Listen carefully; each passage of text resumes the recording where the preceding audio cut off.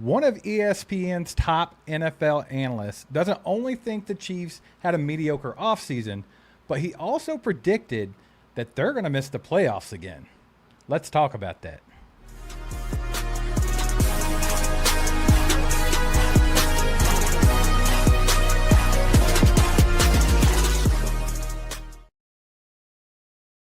How are we doing, football fans? Chiefs Kingdom. It's so bad in the offseason right now, and it's so hot outside. Football fans can't survive in this weather, Mike. That's all I got to say. But today we're going to talk about some stuff from ESPN. Seth Walder, he ranked the Chiefs offseason a C+. And we're going to talk about why he ranked it that. And him and Ben Solak also said that the Chiefs are going to miss the playoffs again this season. So we're going to dive further into that as well. Shout out Prize Picks for sponsoring tonight's live stream. We'll have more on them here in just a little bit.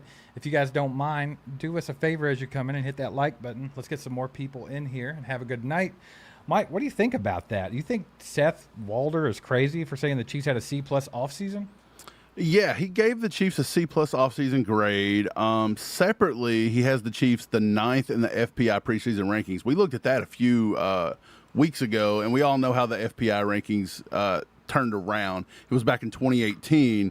They had the Chiefs opened up at the 14th in the FPI, and they ended up going 12-4, launching 7 straight AFC title game runs. Right. So the FPI doesn't make a lot of sense. But anyway, Seth Walder said a C+ offseason grade, and he basically just said, Steve, that they didn't get Mahomes enough help. Like, he just didn't have enough help. They didn't do enough to help Mahomes. All that stuff. He actually used some direct quotes, and I wrote a few of them down that I thought was kind of intriguing. He talked about the run game and the wide receivers. He said Kansas City also made a high-profile free agent signing and reigning Super Bowl MVP Kenneth Walker III, but the Chiefs still have questions at wide receiver. I think many people would agree with that. He then went on to say on backup quarterback trade for Justin Fields. It was a subpar choice. Backup quarterback is too important of a job for the Chiefs to be risky with, especially this season. He also says with the wide receiver room broadly, he says he isn't sold on the current cast of pass catchers. And then he said on the McDuffie trade, which it was his favorite move the Chiefs did this offseason, he says as much as it stung to lose McDuffie, it was worth it. But the whole thing about all this is he's saying they didn't do enough for, to help the run game. But then he goes on to say they signed Kenneth Walker, the reigning Super Bowl MVP.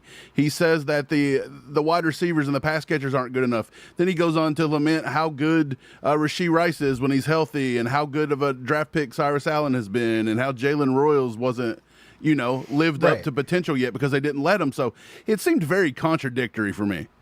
Right. So I wrote down 8 points that he kind of talked about, and I thought we could go through it one by one. We'll just go through it real quick. Point number 1 that I wrote down, he says the roster is still shaky. So I think that's a fair point because he says that the right tackle is uncertain, pass rush, secondary depth, like you just said. But is it really like super shaky, or do you think it's a little bit better than last season? What do you think? I don't think it's that shaky of a roster. Did we get younger? Absolutely.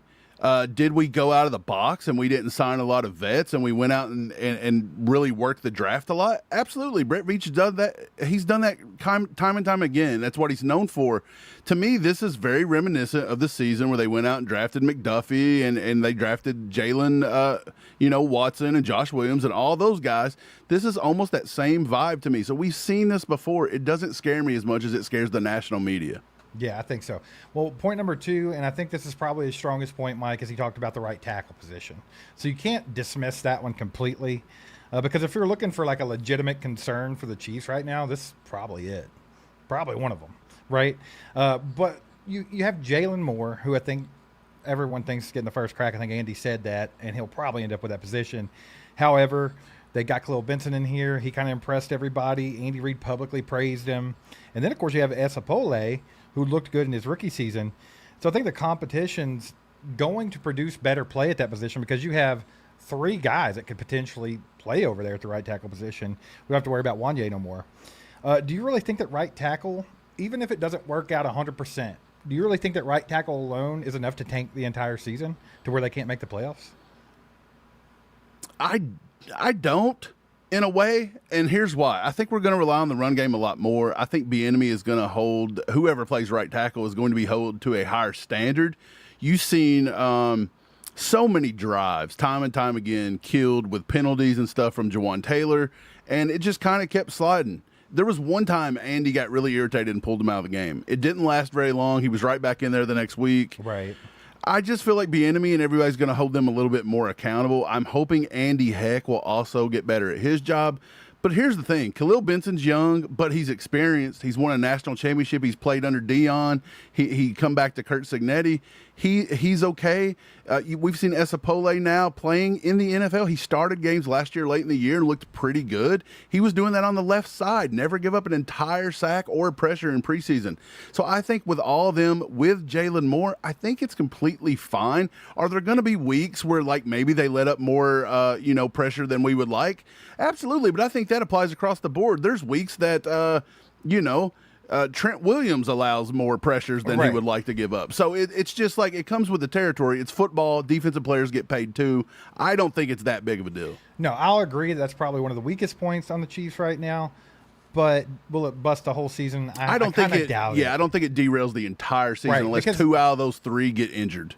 Right. I mean, if we all see it as a weakness, then obviously Andy and Eric Bieniemy is going to see it as a weakness too, so they're going to make sure that that one thing doesn't bust up an entire season. Okay, point number 3, Mike, pass rush. You talked about this for a quick second. He thinks that they didn't do enough to address the pass rush. He thinks they didn't get enough veteran players on the defensive line. The Chiefs are betting on development. Ashton Gelati in year 2. They like what George Karlaftis and Chris Jones are doing. They added Peter Woods. They added Omar Norman Lott last season. They added R. Mason Thomas. Okay, yeah. So they're really banking on development of these young players. And maybe even somebody coming out like Felix Anudiko-Uzomah and surprising the hell out of everybody. It's kind of what they're banking on. Yeah. So Spags in the past, Mike, he consistently produced pressure without elite pass rushers in the past up until about 2 years ago. And then it stopped. And how much of that do you think was Chris Jones being elite? And how much of that do you think is Spags' defensive schemes or blitz packages and stuff like that? Like, where do you think the disconnect is there? And do you trust Spags with this young group? Right. I think Spags dials up some very creative looks. Sometimes it gets just beautiful chaos out there. There's a lot of confusion. But I'll say there's certain things that have to work. There's certain situations where that works better than others. Certain quarterbacks that works better than others. I don't know. I will say Chris Jones was probably more elite 2 years ago than he is now. He was younger. He's just, over the past few years, there's not been a lot of help there with him. He's getting double and triple team at the highest rate, maybe one of the highest rates we've ever seen in NFL history for a defensive tackle's career, to be honest. Right. And I do believe this is the one thing with Seth Walder that I'll agree with. And I've said this all offseason, and it's been the result of me saying this. People say, why do you hate R. Mason Thomas? Why do you hate Peter Woods? I don't. I liked both of those draft picks. Do I believe we should have brought in some sort of a veteran with a proven track record in the NFL? Absolutely. Could Brett Veach maybe not make it work? That's also a very good possibility too. But I was always under the impression that if you want to get legit pass rush in year 1 and you're not getting a top tier guy in the top 10, top 15, and we passed up Reuben Bain and we passed up all these other guys and we took Monsieur Delane, then we settled on Peter Woods. And again, that's fine, but he's also a guy that's going to be playing defensive tackle and maybe kicks out the defensive end as a rookie. And then you've got an undersized pass rusher in round 2. So is that going to be enough? I don't know. Omar Norman Lott, I'll say that I was wrong about Omar Norman Lott last year. I thought he was going to be more disruptive in his rookie season. He was really not much of a chance. Right. He was not that, though. But I'll own it. He was not what I thought he would be, but he did get injured, and there was a lot of weird things with his weight going on. And we'll see how he comes out in year 2. But obviously, that is where I agree with Walder here. They did not do enough, and they're banking on complete unknowns here, and that can burn you. I mean, it can also be good, but it can also burn you. Right. Anyone that's watched this show before knows that I'm a big proponent of grabbing one of those veteran pass rushers because that's what used to work for the Chiefs. I've talked about it time and time again. They did it with Terrell Suggs. They did it with Melvin Ingram, Carlos Dunlap. they like to do that sort of thing, and it worked. It always helped. We've abandoned that in the last couple of years. So that's something to think about. I see a lot of people in the chat, a lot of people saying that ESPN are clowns. Okay? ESPN are clowns. I think some of these are fair points. Some of them might not be.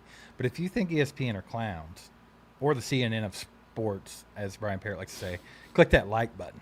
Click that like button to show your hatred of ESPN. I mean, I agree. They're pretty bad. What is ESPN now? Just Pat McAfee? Is that about it? I don't even know anymore. Every time I get on there, it's a bunch of random people that don't look like they know anything about sports, and they have conversations that are kind of dumb. But yeah, I digress. Okay, point number 4, Mike, secondary. Something else he brought up. Now, this one was kind of interesting because he liked the Trent McDuffie trade, but he hated drafting Mansour Delane. And that feels a little bit contradictory. Or does it? Because I was kind of right there with the old dude at a certain point. Now, if Spags and Dave Merritt and everybody develops DBs as well as everyone says they do, then why would they have to use so much draft capital on a corner? Was it panic after they traded Trent McDuffie? Or do they just love Mansour Delane that much? I don't know. But is it a bad thing that they drafted that DB talent that high after they traded away Trent McDuffie? I mean, I guess that you can't really have both arguments there. So you got to pick one side or the other. I personally didn't think they needed to take a corner that early, but I'm not mad at it because I think he's a good football player. So I'm kind of up in the air on this one. However, secondary to me, I really like the young talent we have on there, but it's a lot of projection. There's a lot of projection. People are banking a lot on Noah Williams and Jaden Kennedy. It was nice to get Snead back in the mix just to have a veteran back there. And I think Mansour Delane's going to be a dog. But some of them other guys, though, we haven't even seen them yet. Right. The Mansour Delane thing, we've seen that since day one. There wasn't a lot of people that loved the trade up to go get Mansour Delane. I get it. But the Chiefs liked him. I think that was their number one guy. I think he was heads and shoulders above what they, everybody else in their opinion. I believe they were throwing out some smoke screens, mainly on a few guys there at the end of the first round that a lot of people thought maybe the Chiefs are going to, they develop well. They've got Dave Merritt, blah, blah, blah. They'll take one late. And the kid out of San Diego State, I believe, was one of them. He ended up going to the first round, but Chris Johnson. Yes, so I believe he was one. He was used for that purpose, and I do believe Mansour Delane was their guy from day one. I actually believe that 100%. Had to be. Do I agree with it? Time will tell. I do think that it's not that they distrust Dave Merritt and they distrust whatever, but I think that what you've seen is you can take a 1 in a billion chance of a Jalen Watson hitting you in the 7th round, or you can take one in the 3rd or 4th round like you did Josh Williams and he sits on the bench for 3 or 4 years. Right. You can always develop. Guys can always hit. Absolutely. I could always win the lottery tomorrow. I can't bank on that. I have to go to work today. You can't do it. So they seen with Trent McDuffie, that is a top-tier guy that was almost just guaranteed to come in and be locked down, and he did that with Dave Merritt's tutelage, with Spag's system. So, again, you go ahead and take the guy in Mansour Delane. Again, this is what Walder graded. He graded the process, not the outcome. And I get it. There's not been an outcome yet. But he didn't like the process the same way a lot of Chiefs fans didn't like the process of Delane. It's nothing to do with Delane. Exactly. In his defense, I think he just didn't like the process, much like I didn't in the draft. Did not dislike Mansour Delane. Thought he was the best corner in the draft. So if you're going to get one, awesome. You got a good one. However, I think that Walder was kind of on that side of the fence where it was like, why didn't you give Patrick Mahomes some more weapons on offense when you could? You know what I'm saying? Like, I mean, you just gave him Kenneth Walker during the offseason, and I mean that's the one thing everybody complained about. You could have got him a Jordan Tyson. You could have got a crazy receiver. But then again, it's all projection. So I mean, I'm not mad at it either way. And there's multiple ways to skin a cat, right? So I mean, whatever. Also, who's to say that the Chiefs stuck to their draft board? Who's to say Mansour Delane wasn't the number 1 rated player on their board? And they got him at number 6. I think he was up there pretty high. I think he was. I think he was a top 3 player in their eyes. I think so. All right, point number 5, and you just mentioned him, Kenneth Walker. Walder almost uses this against Kansas City, Mike. He says that they had to go outside of their organization just to solve the problem they had in the running back room. But who cares, in my opinion? It's because if you're a good organization, you solve problems. Like you identify the weakness and you go fix it. It doesn't matter if you did it through developing rookies or if you just went out and grabbed somebody in free agency. I think everyone in the NFL uses that trump card in free agency. It's like, hey, what's our biggest weakness? Let's go get A, B, or C. Like, who's available? Who's good? How much can we pay him? That's a common thing, and that's something the Chiefs needed to be doing. So, what do you think? Again, I'm going to say it. Walder, his own piece, that whole article framed the offseason as the Chiefs fixed exactly what their weaknesses were that cost them the playoff run in But he didn't 2025. like it. But the grade reflects the risk tolerance disagreement more than the belief that the team got worse, and so he gave us a C+. So to me, the whole article, in my opinion, was They got better, but saying they didn't get much better. It was making a statement and backtracking on that statement. He was riding the line perfectly. He was pulling the old, I'm just going to sit right in the middle. And even the C+ grade, isn't that like a right in the middle grade? I think it was the dead center grade out of everybody he graded. Right. Too. And devil's advocate, just to play devil's advocate, if you're looking at it from his point of view, you're not a Chiefs fan, you're not invested in it at all. You see how bad they were last season, and you look at what they did in the offseason, and you might easily be able to say, I think they got better, but maybe not better, like good enough to get back in the playoffs talk. And you know what? If that's what he thinks, fair, but I don't think that at all. I think the Chiefs had a killer offseason. What did you think about what he said about Justin Fields? Because I believe that was a slight bit disrespectful, saying that Justin Fields sucked and we didn't do nothing. And then not to mention, he never even mentioned Garrett Nussmeier. And let me tell you, the Nuss bus, if you ain't on it, jump aboard. He's going to be a good ball player. The Nuss bus. But the thing about it is he leaves off the fact that, yes, Fields hasn't been that great. He was in Chicago. He's been with the Jets. He's been with the Steelers, a bunch of crap franchises that never do anything to give them anything. You now have an Andy Reid track record going behind this kid, and they hand chose him. They seen something in him. He is a QB whisperer. He's got Eric Bieniemy there. I think that they downgraded what Fields does, and I think it's a little bit of a slap in the face.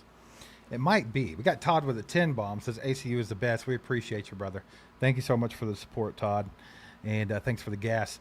Mike, here's the thing. I think general consensus among NFL fans, like the casual to more serious NFL fans, all think Justin Fields sucks. That it was stupid to pick him up. He's never turned into anything. He just sucks. He's never going to be good. Okay, and then you got some people that go a little bit deeper. People that watch the kid play in college. People that kind of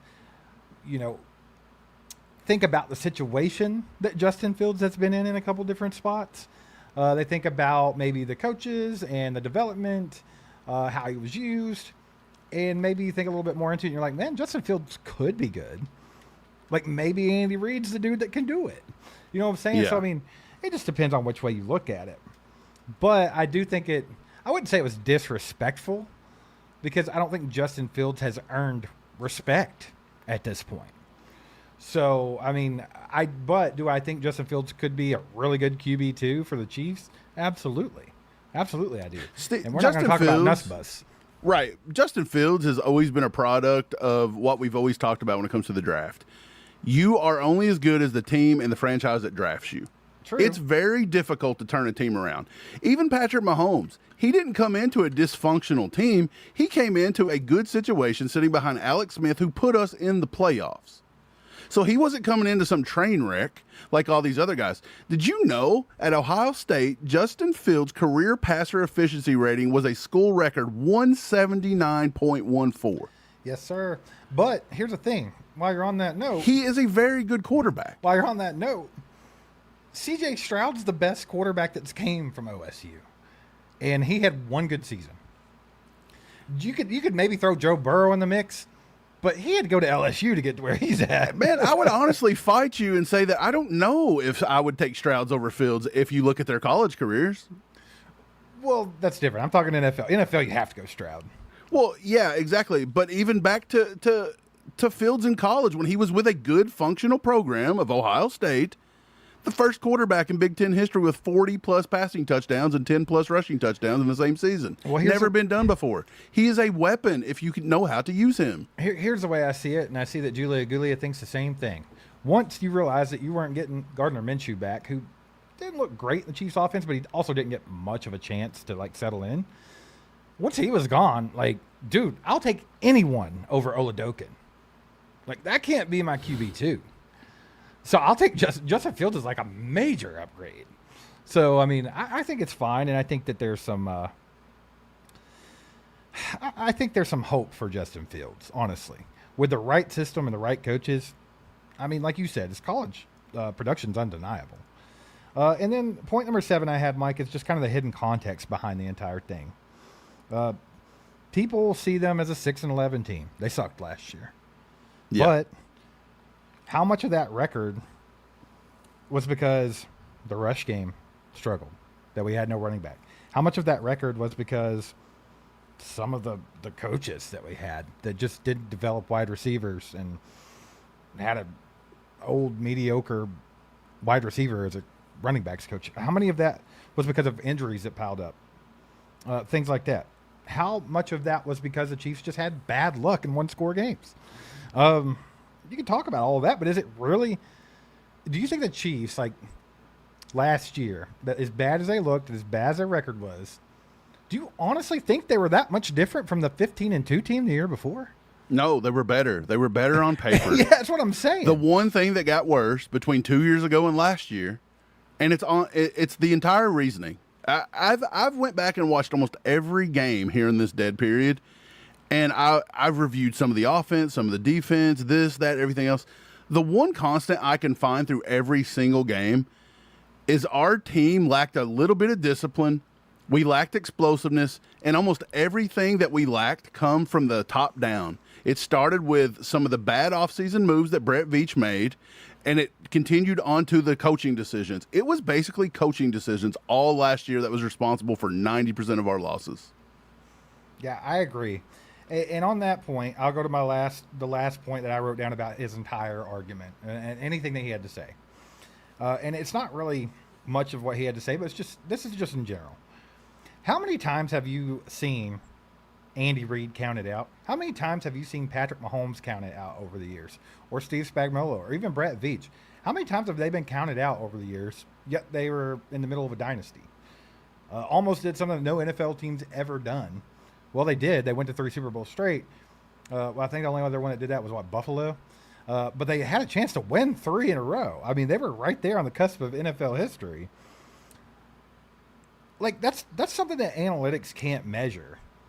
And it's like these same dudes have been highly successful over the last decade. And of course, Andy and Steve Spagnuolo for many years before that.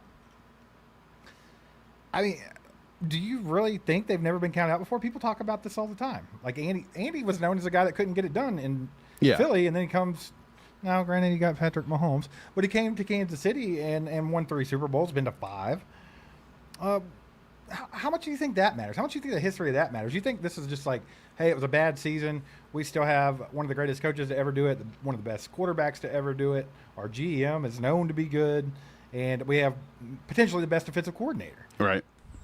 It's just all about what they learned. Did they learn? Are they going to adapt? They look like they have. Andy's fixed the coaching staff problem, in at least all the areas. Brett Veach has addressed all the problem positions. You could look at right tackle. You could look at this, look at that. But I think he's done a really good job at, replacing guys that maybe gets Chamari Connor out of his position that nobody liked him in. You can look at maybe the Lloyd Gilman coming in for Cook. He had to get rid of McDuffie. You couldn't afford to pay him. I think he addressed that very well. If there's a few positions where maybe he dropped the ball, it could be backup tight end, could be some linebackers, and maybe if you want to throw in right tackle and wide receiver. Honestly, you can't really replace everything. Like, that's where people get a little lost. You can't have literally 22 starters on offense and defense and all 22 of those be Pro Bowlers. Like, you have to pick and choose, and Patrick Mahomes makes that a very tough position and a very small, slim margin when you're paying him on one side and Chris Jones on the other. It starts getting to where you have to find top mid-tier players. You can't just have superstars everywhere. And eventually you had to reward Travis Kelce for taking pay cuts for his entire career. Right. There was a lot to do with that, but like Julia said, can't do it without Tyreek. They couldn't do it on the road. When are they going to learn? Yeah, absolutely. We'll talk about that in a minute with Ben Solak saying we're going to miss the playoffs. Yeah, we'll talk about that. Also, I have some questions for the chat. just going back over what we just talked about, I just have like a handful of questions, and I just want to ask them, and I want to see what you all say in the chat because I want to get a feel for what Chiefs Kingdom's thinking about those exact questions. But real quick, want to take a second to thank everybody for being here tonight. Do us a favor and hit that like button. We're on a little bit earlier than we usually are, so some people might be missing it. That'll help it get in their feeds. Also, it's the dead devil's butthole of the offseason, and it's 200 degrees outside. Nobody's even thinking about football right now. They're thinking about surviving the desert heat. Okay? So do us a favor. Hit that like button. If you're new to the channel, subscribe. Hang out with us more often. And also want to shout out tonight's sponsor, Prize Picks. Let's run some picks, Mike. Let's do some Prize Picks entries for tonight. Let's do a little World Cup action. I'm going to take Cristiano Ronaldo with 0.5 first half shots. I'm going to go more there. And I'm going to take Lionel Messi versus Cabo Verde in the first half. Over 1 on first half shots. We're going to go ahead and lock that in. If you guys want to follow us right here on Prize Picks at All Chiefed Up, you can tell our picks all off season long and into the NFL football season. So go hit the description, use code HMA. Back to the show. Let's go, baby. Shout out Prize Picks. You can check them out in the description. Prize Picks is awesome. Go do it. Use code HMA when you're signing up. So real quick, before we get to Solak saying the Chiefs are going to miss the playoffs completely, just like Walder did. I want to talk more about that in context of what's the chance the Chiefs actually just miss the playoffs again. But before we do that, I just got some questions just for the chat. Like I said, I'm going to ask you a handful of questions, and I'm not going to take forever. I'm just going to ask it. I'm going to give you guys a few minutes. I want you to type your answers in the chat because I want to get a feel for it. Okay. Do you think that the right tackle position is a legitimate concern for playoff contention? Do you think that the right tackle position, the way it is right now, could be a bust for the whole season since they didn't address it? Just a yes or no in the chat. I want to see what you guys think. Mike, you're saying no. I think I'm leaning towards no, but we might have some different opinions in the chat. So I want to see what y'all think about that. Can right tackle completely ruin the entire season? So far, I'm seeing no's. I think you would be more, if you wanted to take a position that could ruin the season, it would be Josh Simmons in the left side. That would be my opinion, too. Okay, well, let's move it along a little bit. Would you rather have Trent McDuffie still, or would you have rather had those extra draft picks that we had in the draft to be able to get Mansour Delane and then, of course, that third-round pick as well? What do y'all think? Would you rather have Trent McDuffie still, or are you good with what we got in return? So this one's kind of a tough one. While you guys are answering that one, I hear a little bit of a train rolling in, Mike. How about it? So we got a train. Who's on the train? The conductor. Our boy Garrett. Garrett. With the 5 gifted memberships. Appreciate you, brother. If y'all got one of those, you better think of him in the chat. He's the third Williams brother, so be nice. All right. What do y'all think? Y'all said you would rather have them picks than Trent McDuffie all day, and it's heavily weighted that way. So I'll let you have it. I'll let y'all have it. I think they're right because, yes, I loved McDuffie, but paying that price tag was too much. I think so, too. I mean, it's always been a weird one for me because the Chiefs just don't do that. So we knew they weren't going to. But deep down, you were like, well, they did trade up for him in the first round. So maybe they will stick with McDuffie, especially after him being an all-pro. But for all we know, he struggles 2 or 3 years and ends up right back with us. Now we're going to have – exactly. But also, we're going to have the same question about Mansour Delane in 4 or 5 years. Oh, well, I'll answer that too right now. They ain't going to re-sign him back. That's what I'm saying. They better change my mind before then. Okay, did Brett Veach improve the offense enough for the Chiefs not to have a repeat of last season? Yes or no? Put that in the chat. I tend to think yes, because I think the biggest problem was the running game, and he went and got the potentially, arguably, the best one in football. If you count out, like, you take out like Saquon and Bijan and those guys, he's up there. He overhauled the entire room. He didn't stop there. He got DeMercado to back him up, who is a speed demon and can protect the quarterback. He went out and drafted possibly, arguably, maybe the best running back in the entire draft. So I think he did a pretty good job. I would say he went a little short. They love Cyrus Allen. I think Cyrus Allen looks good, but you may have missed a little short there. But he did sign back Tyquan Thornton. That's what people wanted. And then, of course, tight end, they didn't really get any weapons behind Kelsey back this year. Maybe they're expecting big things from Wiley. Who knows? Yeah, potentially. Okay, so this one's a fun one. Well, actually, I'll save the fun one for next. What's the biggest weakness on the Chiefs roster right now? Just put that in the chat. What's the biggest weakness on the Chiefs roster right now? So it'd be fair if you said right tackle or pass rush. You could probably say that since it's kind of they addressed it, but it's all projections, all young guys. What tight end maybe? You could say Kelsey's getting a little bit too old. We don't really like who they have behind him. What do you guys think is the biggest weakness on this roster right now? What would you pick, Mike? I think our linebacker room is subpar. We've got some good players there, but I don't think it's deep. And then I would also say a pass rush. I would say it's all hinged on development and how they use them properly. We didn't really Tonga might be the best one we got, and I mean he's a defensive tackle. He may take some heat off Chris Jones. Maybe Karlaftis plays a little healthier, but honestly, I'm not putting my eggs in the Anudike Uzama basket.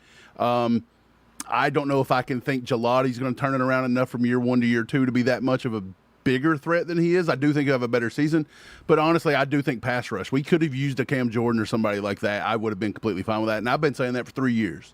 You can't argue that one for me. Right. So I'm kind of in between on all those positions I mentioned. Like right tackle, maybe they could have addressed it. Linebackers, maybe we need some more there. It's a little thin, especially after losing Leo. Pass rush, would have loved to have had a veteran pass rusher. Just somebody, like I said, somebody to come in. They don't have to put up a million stats. It's just somebody that can be an extra coach on the field for all these young guys and somebody that knows playoff football, knows these situations, and you don't have to worry about any kind of mental mistakes because they have been there, done that. That's the kind of thing I'd like to see in the pass rush. Okay. This one's a fun one. Is any of the criticism from Seth Walder fair? Do you think anything that he said was fair, or do you just think he was flat out wrong about everything? No, absolutely. He made some fair points. I think he did too, but the pass rush was a big one. I think it's the context of how he did it that gets people mad. Like they're like, this guy don't know nothing. He just said everything bad. But I mean, I think there were some fair points there, but like I said, he goes the wrong way with it. Like, how do you knock a team for the turnover we had in the running back room? How do you say, oh, well, that's bad. They had to go outside to do it. And then he said that we addressed it. He said we addressed the problem. And then he also said he liked the Trent McDuffie trade, but I don't like Mansour Delane. Right. So, well, he didn't like how we picked Mansour Delane. So that's what I say. He made some fair points, basically just the pass rush, in my opinion. But Brett Veach and them has shied away from that veteran pass rusher now for 2 or 3 years in a row. This seems to be the new direction they're going to go in. Yep. Hey, shout out Brandon Cowan. How about that, baby? Brandon, what's up, brother? Hope you're doing good, brother. Let's see. Okay, and if you had to bet today, what's the Chiefs' record going to be this coming season? So just throw your record out there. I want to see that too. And then we'll go on. We'll talk more about the playoff picture because I think that's what people want to talk about. That's the most important thing. Like, the record's fun, and obviously it's indicative of if they'll make the playoffs or not. But, like, ultimately, ultimately as fans, I don't think you really care what that record is as long as the Chiefs get into the playoffs and make a run at the Super Bowl. Yeah. Right? I've always said it's somewhere, I don't want to say just 11, but it's somewhere between low end for me, 10, and high end, 13, 14, somewhere in that range. But I really don't think they're getting to 13 or 14, so I'll say 12. 10 and 12, and then I guess you can just say 11. But I'll say it could be 10, could be as high as 12.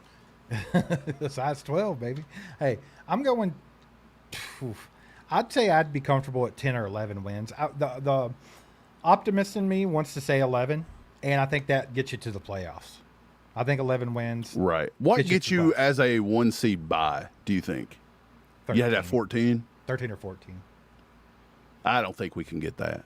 I mean, now, is it possible? Absolutely. Could. It's all got to go your way like it did 2 years ago. If that team 2 years ago went 15-2, then it can happen. But look at all those, like, short, those one-score games. That's tough to replicate. It really is. Ultimately, I'm with Ray. I don't care what that record is at the end of the year, as long as they get better throughout the year, as long as they get hot at the end of the year, and as long as they get a playoff run.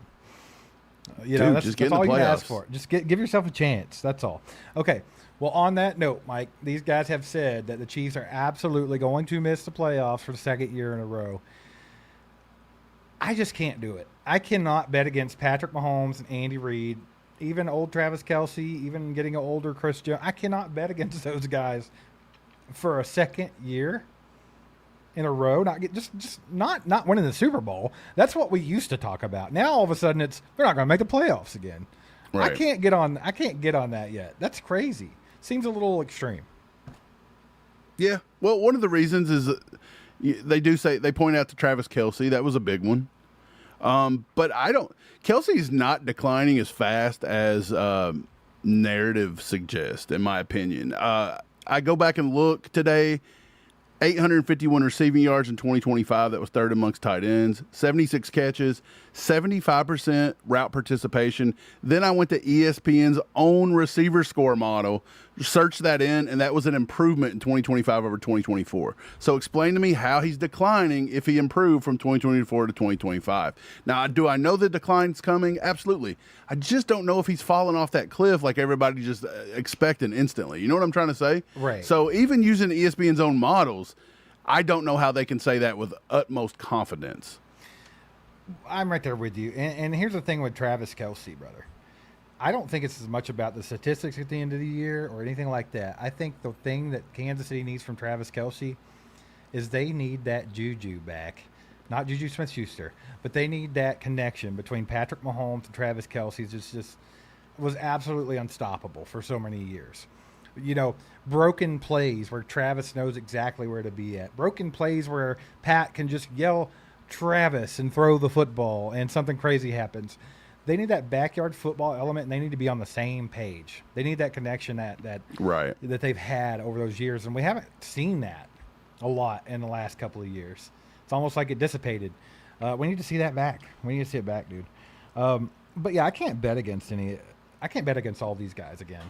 Here's something that Ben Solak said, and I quoted this one, and I had the rebuttal too.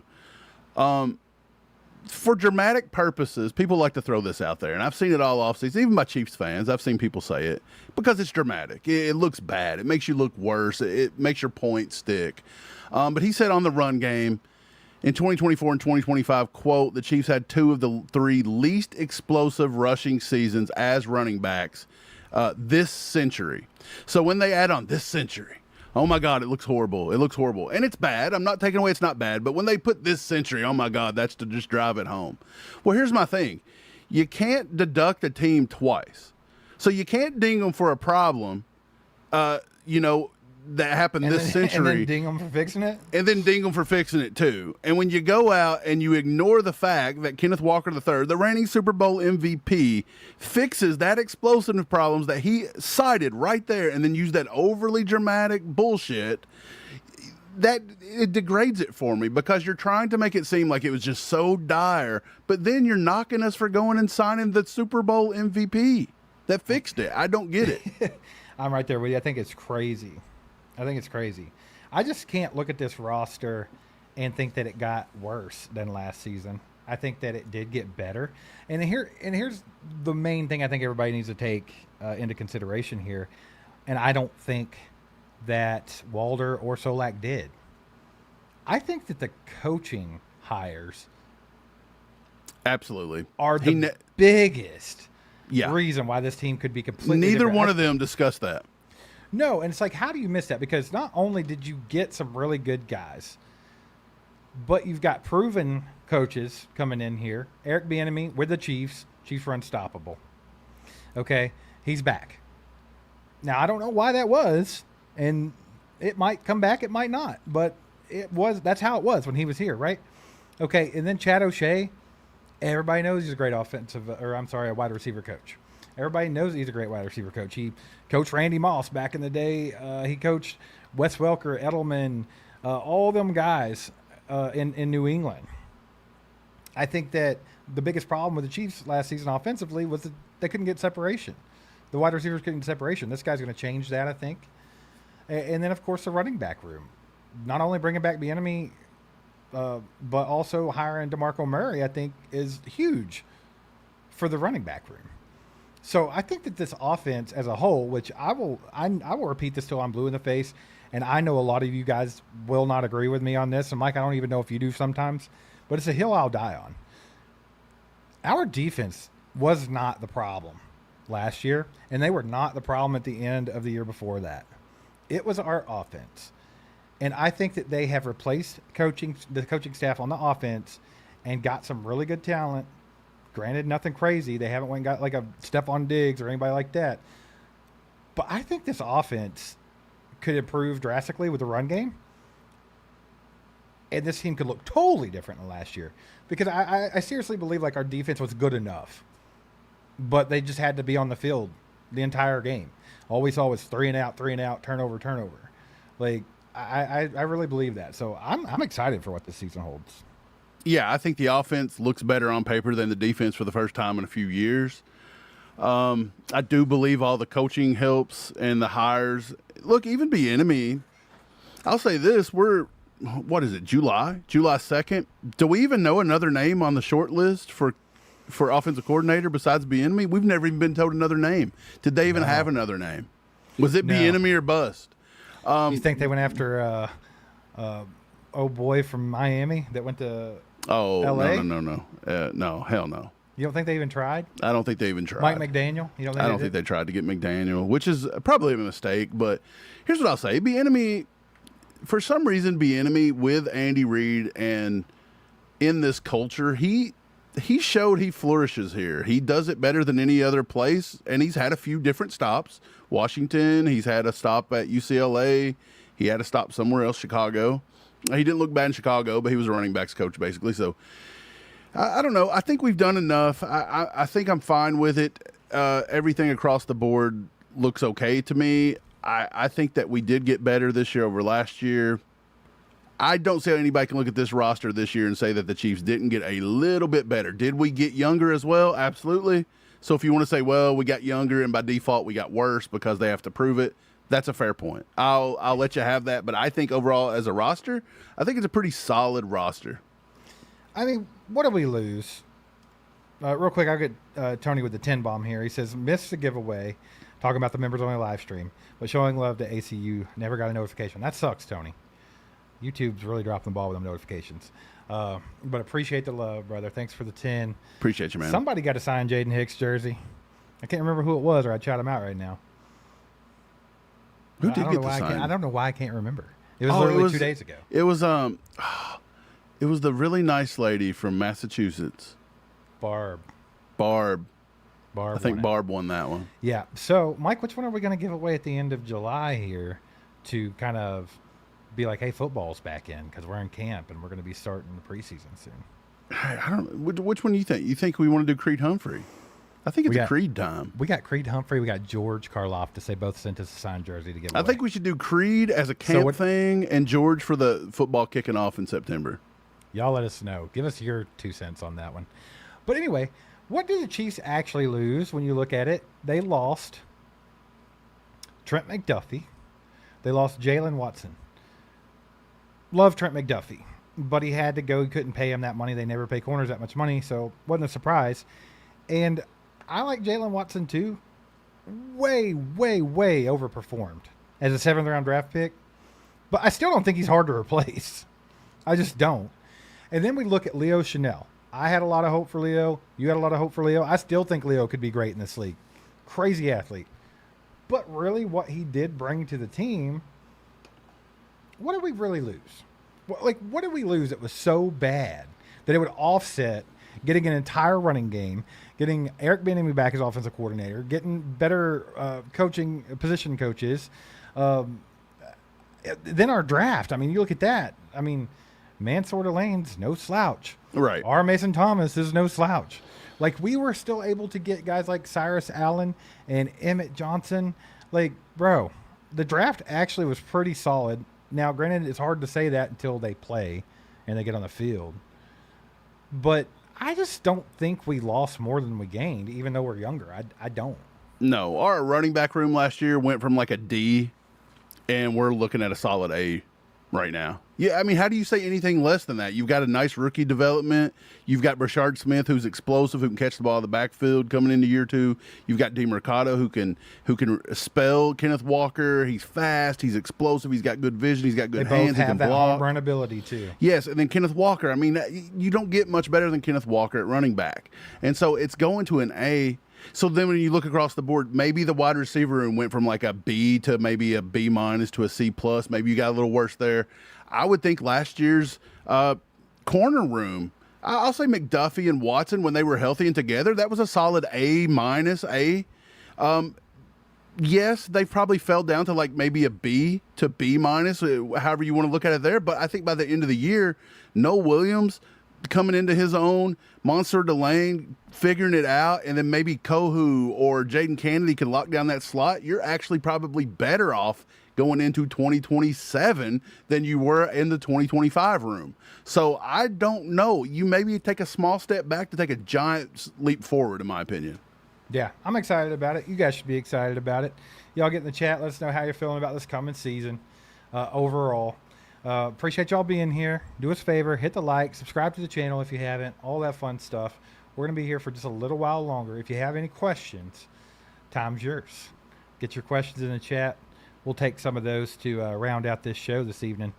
A lot of people still into this World Cup, brother. USA won. Boy, I watched USA game last night. It was exciting. What about that red card, though? It was a wild one. I don't think it was justified. And look, they also took away a goal earlier in the game. And I thought that, I mean, I guess he was offsides technically, but it looked pretty close. It looked pretty close. Did they D4'd him? Is that what they did?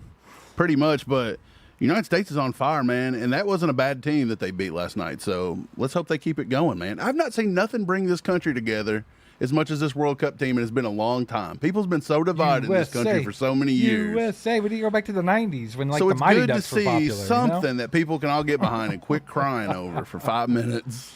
Right? I like it. I dig it. But yeah, so I'm sure a lot of people will be watching that tonight.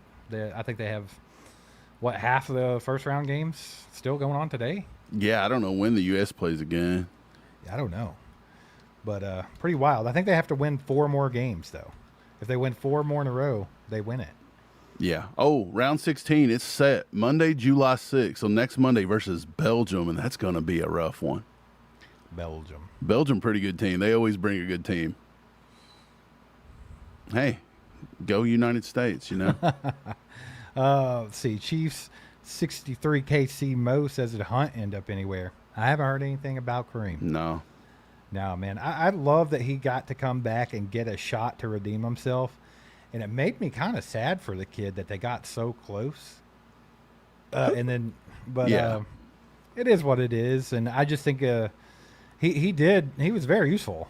Like, don't get me wrong. He was good for us when he came back, especially for what we got him for. But I think that kind of ran its course, don't you think?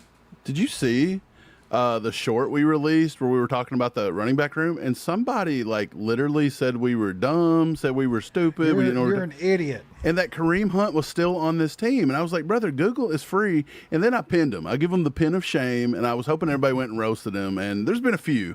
But that's the crap we deal with all the time. People telling us we don't know what we're talking about, and this is my full-time job. Thank you.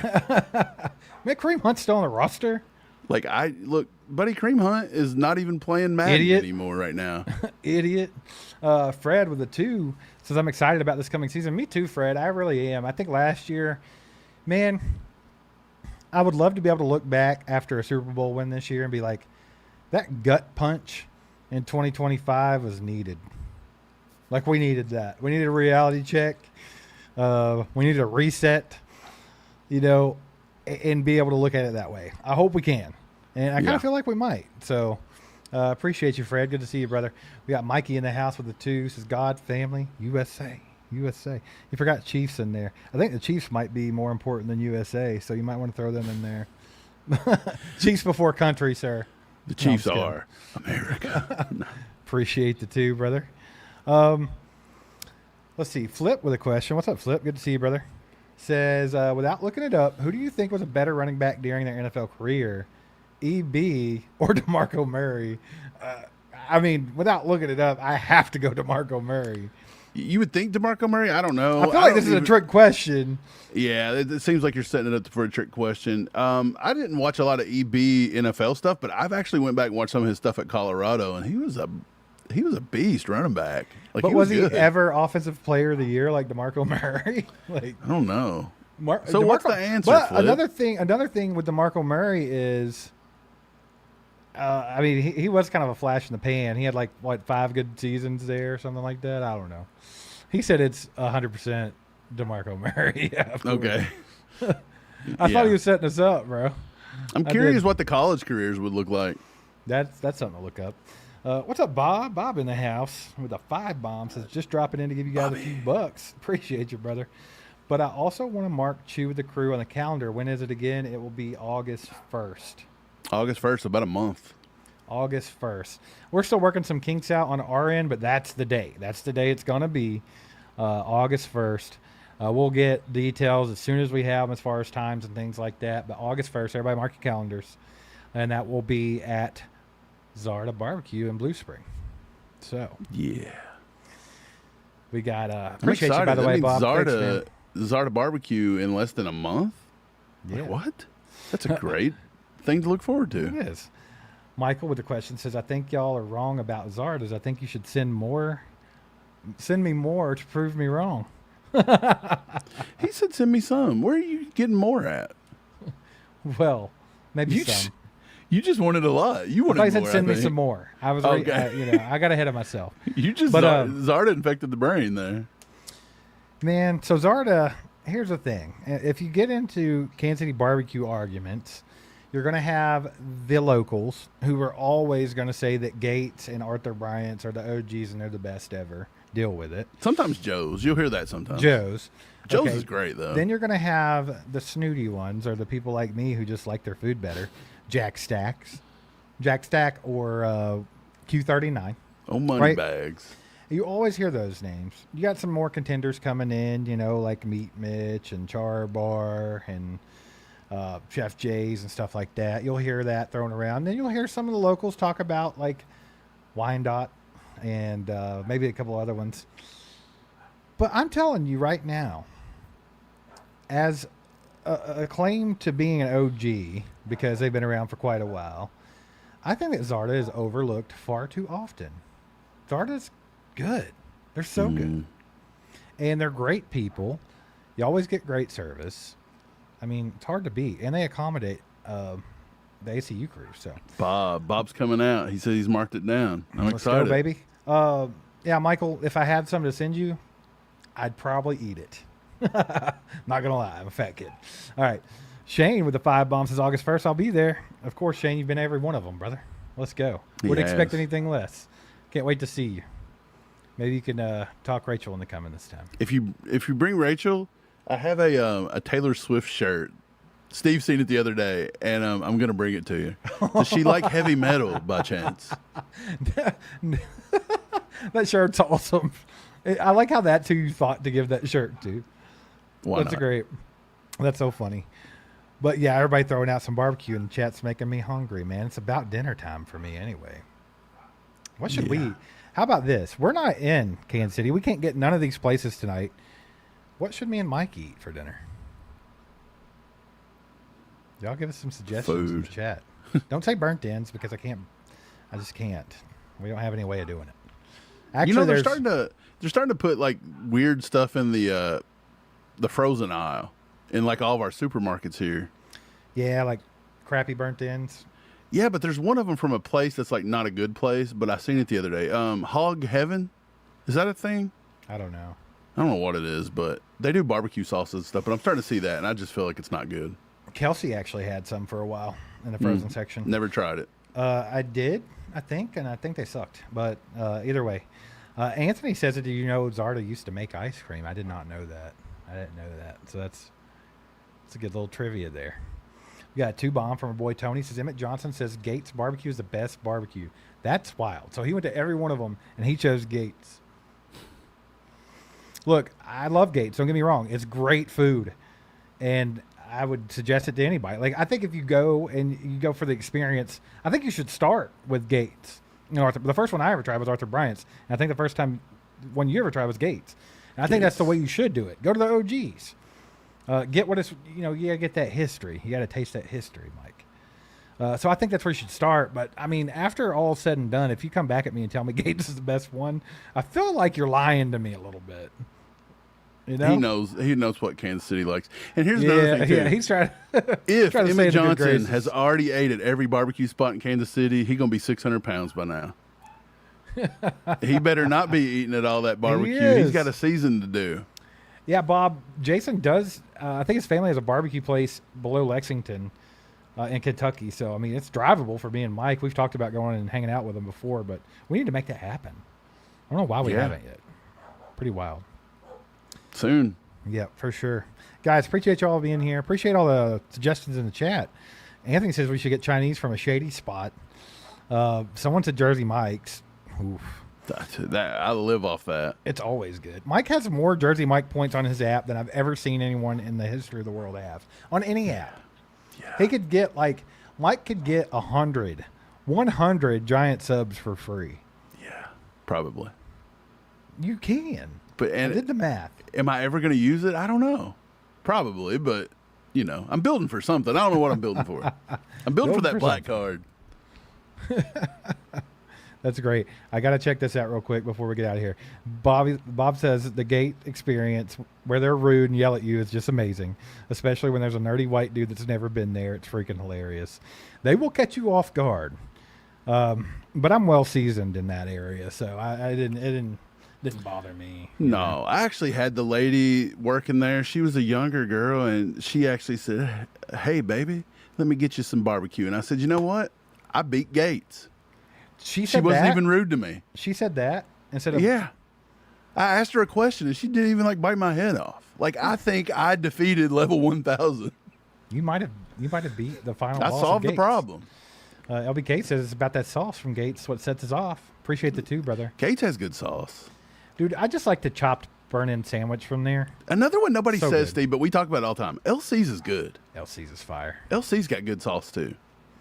Everybody wants Jersey Mike's at all times, Bob. That's just how it is. Guys, appreciate y'all being here. Do us a favor, hit that like button on the way out if you haven't already. If you haven't subscribed to the channel, you should do that. Hang out with us more often. Also, shout out Prize Picks for sponsoring tonight's live stream. If you don't have it, go get it and use code HMA when you're signing up. That way they'll know your boys sent you their way. Guys, appreciate all of you. We'll see you next time. Go Chiefs. Wow.